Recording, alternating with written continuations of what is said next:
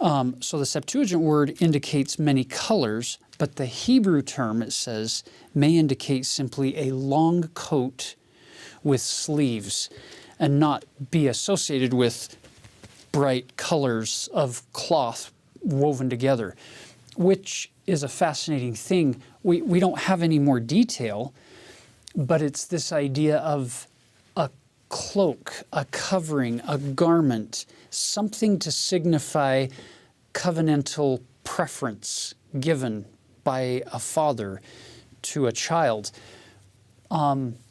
I don't know about you, but for me, it takes me back in my mind, clear back to the beginning in Eden, where Adam and Eve are found naked in the garden.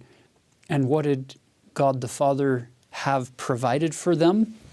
Coats of skins to cover their nakedness. So I don't know if it's similar to the garment given to Adam and Eve in the Garden of Eden to cover their nakedness, but at least the metaphorical connection is strong enough to say, wow, this is something where we can tie it into that Greek word. Again, we'll be covering this more next year in the New Testament, but the Greek word enduo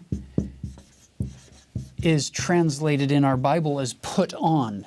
It's a item of clothing that you put on. Enduo, some of you might look at that and say, wait, that looks a little bit like the word endow. That's what the word endowment is. It's to put on sacred clothing.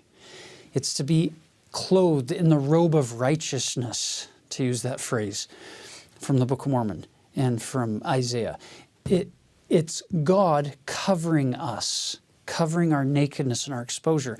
And in this covenantal context, Jacob is giving this coat to Joseph, and now his brothers have taken it off of him and ripped it and stained it and dipped it in blood. The symbolism is remarkable as we think again of Jesus in the future and what's going to go on through that infinite atoning sacrifice. Yeah, there are a couple of places in the Book of Mormon where this comes up, this part of the story. My favorite is in Alma 46, verse 24.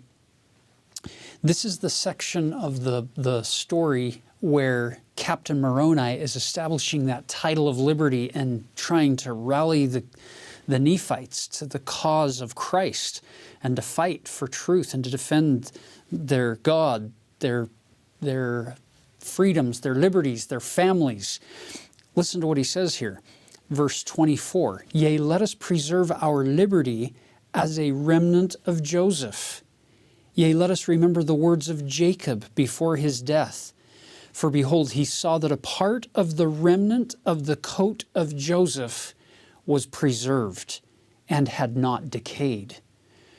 And he said, even as this remnant of garment of my son hath been preserved, so shall a remnant of the seed of my son be preserved by the hand of God, and be taken unto himself, while the remainder of the seed of Joseph shall perish, even as the remnant of his garment."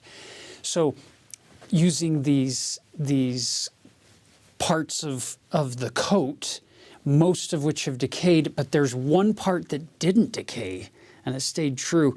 I love that idea that Captain Moroni's pulling that back into people's memories to say, we've got to be the ones to fulfill this prophecy.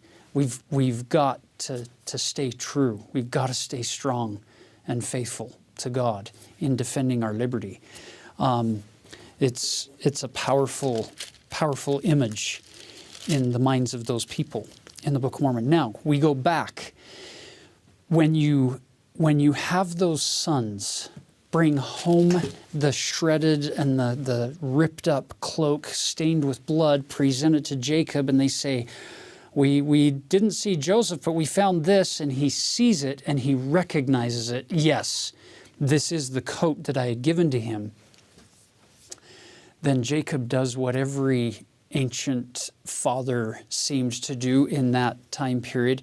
He instantly goes into mourning, and the first thing he does is rips his own coat and sits down in sackcloth. Look at verse 34. Jacob rent his clothes and put sackcloth upon his loins and mourned for his son many days. And everybody's trying to comfort him. Everybody's trying to make him happy. But he's lost Joseph. No parent ever wants to bury a child. And isn't it fascinating that when Jesus is going to be crucified on the cross, one of the things that we learn in Matthew's account is that the veil of the temple was rent from top to bottom, ripped. The covering, the thing that made it so that people couldn't see into the bosom of God, they couldn't come into the presence of God, it gets ripped open. Among all of the many interpretations of the veil rending that are all valid from different angles symbolically, I love looking at least one of those many angles being that it's a symbol of God ripping that veil from top to bottom, very similar to what ancient patriarchs did at the death of their children.